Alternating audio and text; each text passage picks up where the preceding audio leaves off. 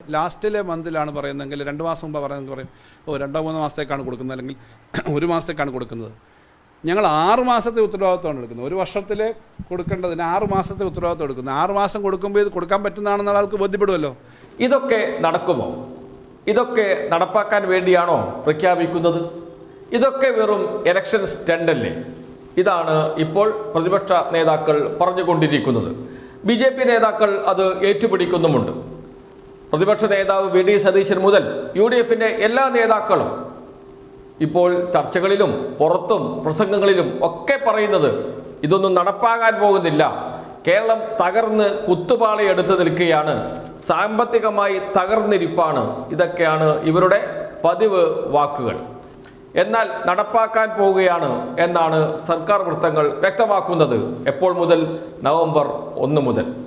November മാസത്തിൽ പെൻഷനായി ഒരാളുടെ കയ്യിലെത്തുന്നത് 3600 രൂപയാണ്. 3600 രൂപ. 1600 രൂപ ഒരു മാസത്തെ കുടിശ്ശികയുണ്ട്, അത് നൽകുന്നു. 2000 രൂപ നവംബർ മാസത്തിൽ വർദ്ധിപ്പിച്ച പെൻഷൻ നൽകുന്നു. അങ്ങനെ ഒരാളുടെ കയ്യിൽ, പെൻഷൻ വാങ്ങുന്ന ഒരാളുടെ കയ്യിൽ 65 ലക്ഷം പേരുടെ കയ്യിൽ എത്തുന്നത് 3600 രൂപയാണ്. ഒരു കുടുംബത്തിൽ 2 പേരുണ്ടെങ്കിൽ ആ കുടുംബത്തിലേക്ക് എത്തുന്ന തുക 9200 രൂപയാണ്.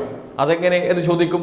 2 പേരുണ്ടെങ്കിൽ 3600 കൂട്ടണം 3600.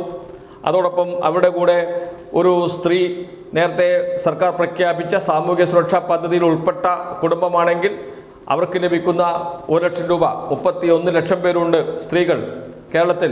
ഈ പെൻഷൻ ലഭിക്കുന്നവർ, സ്ത്രീ സുരക്ഷാ പെൻഷൻ ലഭിക്കുന്നവർ, 1000 രൂപ വീതം ലഭിക്കുന്നവർ, അതുകൂടി കൂട്ടുമ്പോൾ ആ തുക ലഭിക്കും. അത് ഒരു സ്ത്രീയാണെങ്കിൽ 1000, 2 പേരുണ്ടെങ്കിൽ 2000. അതോടൊപ്പം അവിടുത്തെ ഒരു വിദ്യാർത്ഥി ഉന്നത പരീക്ഷയ്ക്ക് തയ്യാറെടുപ്പ് നടത്തുന്നുണ്ടെങ്കിൽ, PSC പരീക്ഷയ്ക്കോ മറ്റോ തയ്യാറെടുപ്പ് നടത്തുന്നുണ്ടെങ്കിൽ ആ വിദ്യാർത്ഥിക്ക് ലഭിക്കുന്ന 1000 രൂപ. 2 പേരുണ്ടെങ്കിൽ 2000 രൂപ. ഇതൊക്കെ കണക്ക് കൂട്ടിയാൽ ഒരു വീട്ടിലേക്ക് എത്തുന്നത് ഏകദേശം 11,000-12,000 രൂപയാണ്. ഏറ്റവും ചുരുങ്ങിയത് 3600 രൂപ ഉറപ്പായും 65 ലക്ഷം പേരുടെ കയ്യിലെത്തും. നടപ്പാക്കാൻ വേണ്ടി തന്നെയാണ് പറയുന്നത് എന്നാണ് KN ബാലഗോപാൽ പറഞ്ഞിരിക്കുന്നത്. വെറുതെ പറയുന്നതല്ല.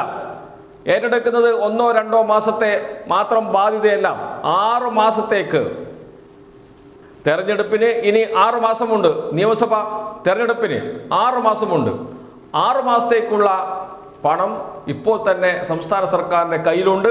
കൃത്യം നൽകും ഈ പ്രഖ്യാപിച്ച തുകയെല്ലാം എന്ന് ഉറപ്പിച്ച് പറയുന്നു KN ബാലഗോപാൽ. ആ വാക്കുകൾ കൂടി കേൾക്കും. ഈ ആത്മവിശ്വാസത്തോടുകൂടി ബഹുമാനപ്പെട്ട മുഖ്യമന്ത്രി പറഞ്ഞു, ധനകാര്യ വകുപ്പ് മന്ത്രി എന്നല്ല ഞാനും പറഞ്ഞു, ഇത് സംബന്ധിച്ച് ചുമ്മാതെ ഒരു മാജിക്ക് പോലൊരു പ്രഖ്യാപനം നടത്താൻ പറ്റില്ല. ലോട്ടറി എടുത്തിട്ട് പ്രഖ്യാപനം നടത്തുന്നതല്ല. തമാശയ്ക്ക് വേണം, ഇത് ലോട്ടറി വല്ലതും അടിച്ചോ സർക്കാരിന്? അങ്ങനല്ല. കൃത്യമായ ഒരു കണക്കും കാര്യങ്ങളും പഠിച്ചിട്ട് തന്നെയായിരിക്കും ചെയ്യുന്നത്. അതിനുള്ളൊരു പരിപാടി ആലോചിച്ച് വിശദമായി നോക്കി അതിൻ്റെ കാര്യങ്ങൾ നോക്കിയിട്ടാണ് പറയുന്നത്. അത് ചെയ്യാൻ പറ്റുമെന്നുള്ളത് കൊണ്ട് തന്നെയാണ് അങ്ങനെ ആത്മവിശ്വാസത്തോടെ പറയുന്നത്. അടുത്ത തെരഞ്ഞെടുപ്പിൻ്റെ മേളിൽ ഈ ബർഡൻ ഉണ്ടാക്കാനാണെന്ന് ഇവർ പറയുന്നല്ലോ. അങ്ങനെ സാധാരണഗതി തെരഞ്ഞെടുപ്പിൻ്റെ സമയത്ത് നമ്മൾ ലാസ്റ്റിലെ മന്തിലാണ് പറയുന്നതെങ്കിൽ 2 മാസം മുമ്പ് പറയുന്നത് പറയും ഓ 2-3 മാസത്തേക്കാണ് കൊടുക്കുന്നത്, അല്ലെങ്കിൽ 1 മാസത്തേക്കാണ് കൊടുക്കുന്നത്. ഞങ്ങൾ 6 മാസത്തെ ഉത്തരവാദിത്വമാണ് എടുക്കുന്നത്. ഒരു വർഷത്തിൽ കൊടുക്കേണ്ടതിന് 6 മാസത്തെ ഉത്തരവാദിത്വം എടുക്കുന്നത്. 6 മാസം കൊടുക്കുമ്പോൾ ഇത് കൊടുക്കാൻ പറ്റുന്നതാണെന്ന് ആൾക്ക് ബോധ്യപ്പെടുമല്ലോ. അല്ലെങ്കിൽ പറയുന്നത് ഒരു ഇലക്ഷൻ പ്രചരണമാണ്. പിന്നെ എന്തുകൊണ്ടാണ് ഇത് കൊടുക്കുന്നത്? ഞങ്ങൾ ജനങ്ങളോടുള്ള ഉത്തരവാദിത്വമാണ്, കൊടുക്കാനുള്ള ഉത്തരവാദിത്വം എന്ന നിലയിൽ തന്നെയാണ് ചെയ്യുന്നത്. രാജ്യത്ത് അതുകൊണ്ട് തന്നെയാണ് വലിയ വറുതിയും ബുദ്ധിമുട്ടും ഒന്നുമില്ലാതെ ജനങ്ങൾക്ക് സ്വസ്ഥമായി ജീവിക്കാൻ ഇവിടെ കഴിയുന്നത്. പിന്നെ UDF നേതാക്കന്മാരുടെ വല്ലാത്തൊരു ആശങ്ക ഇനി അടുത്ത് വരുന്ന ഗവൺമെൻറ് എങ്ങനെയാണ് ഇത് കൈകാര്യം ചെയ്യുന്നതെന്നുള്ളതാണ്. അതെന്തായാലും അടുത്ത് വരുന്ന ഗവൺമെൻറ് LDF ഗവൺമെൻറ് വരണമെന്നാണ് ഞങ്ങൾ ആഗ്രഹിക്കുന്നത്, ഞങ്ങൾ അഭ്യർത്ഥിക്കുന്നത്. ജനങ്ങളത് വിശ്വസിക്കും, പിന്തുണയ്ക്കുമെന്നാണ് ഞങ്ങൾ വിചാരിക്കുന്നത്. ജനങ്ങളാണ് നിശ്ചയിക്കേണ്ടത്. എന്നാലും LDF ഗവൺമെൻറ് ഇക്കാര്യത്തിനകത്ത് നല്ല ആത്മവിശ്വാസത്തോടെയാണ് ചെയ്യുന്നത്. അത് നടത്താൻ പറ്റും. കഴിഞ്ഞ തെരഞ്ഞെടുപ്പിൽ 5 വർഷം മുമ്പ് ഇതുപോലുള്ള ശമ്പള പരിഷ്കരണവും മറ്റു കാര്യങ്ങളൊക്കെ വന്നപ്പോൾ ഇതേപോലെ പറഞ്ഞു. ഞാൻ ധനകാര്യമന്ത്രിയായി ചുമതലയെടുക്കുന്ന സമയത്ത് തൊട്ട് മുമ്പത്തെ ഗവൺമെൻറ്റിനേക്കാളും വലിയ ബാധ്യത 30,000 കോടിയിലധികമാണ് ആ വർഷത്തെ സ്പെൻഡിങ് വന്നു. 30,000-35,000 കോടി വരെ വന്നു. ആ ബാധ്യത ഉണ്ടായിരുന്നു. വലിയ ബാധ്യതകൾ വരുമല്ലോ, സാധാരണഗതിയിൽ ഈ ബാധ്യതകൾ വരും. ആ ശമ്പള പരിഷ്കരണം ഞങ്ങൾ വന്നതുകൊണ്ടാണ് നടപ്പിലാക്കിയത്. അന്നും ഇതുപോലെ പ്രതിപക്ഷം പറഞ്ഞു ഇത് അടുത്ത ഗവൺമെൻറ്റിനെ തകർക്കാൻ വേണ്ടിയിട്ടാണ് ഇത് ചെയ്യുന്നതെന്ന് പറഞ്ഞു.